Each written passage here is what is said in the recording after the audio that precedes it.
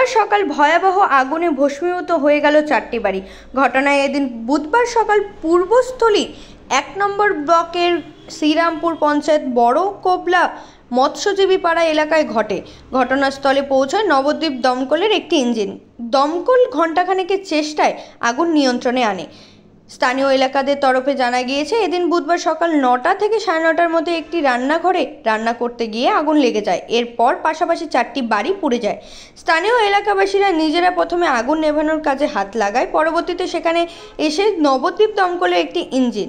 এরপরে সেখানে হাজির হন রাজ্যের মন্ত্রী স্বপ্না দেবনাথ, সাথে উপস্থিত হন পূর্ব বর্ধমান লোকসভার কেন্দ্রীয় প্রার্থী শর্মিলা সরকারও। Bureau report, royal Bangla TV.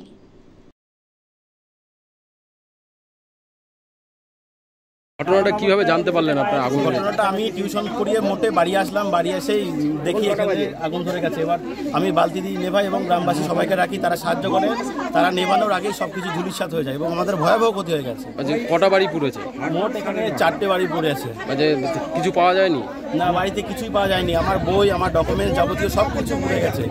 পরে জামা কাপড় পর্যন্ত নেই। এটা ঘটেছে আপনার 9:20 থেকে 9:30 নাগাদ।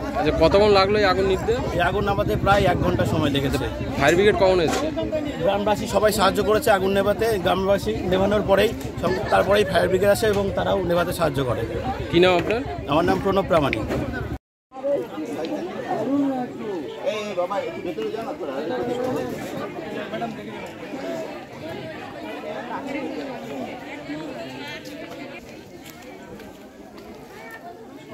জামা কাপড় সব পুড়ে গেছে।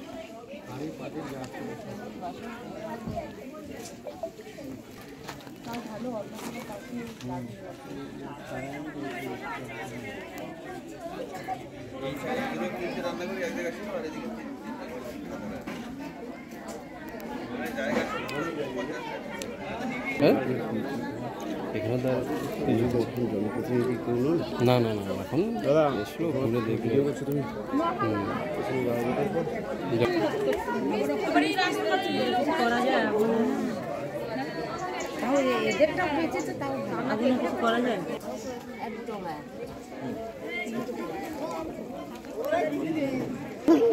ছেলের বউ আছে আলাদা সবাই।